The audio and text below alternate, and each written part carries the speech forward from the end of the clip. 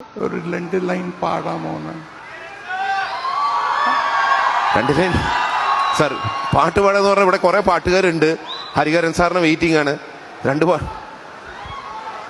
ഞാൻ പാടിനാലേ അരുൺ വരും ഇവിടെ.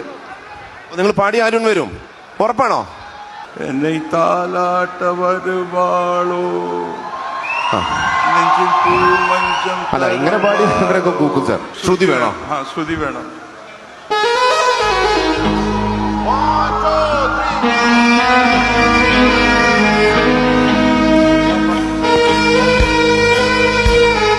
ഓക്കെ, ട്രൈ നോക്ക്.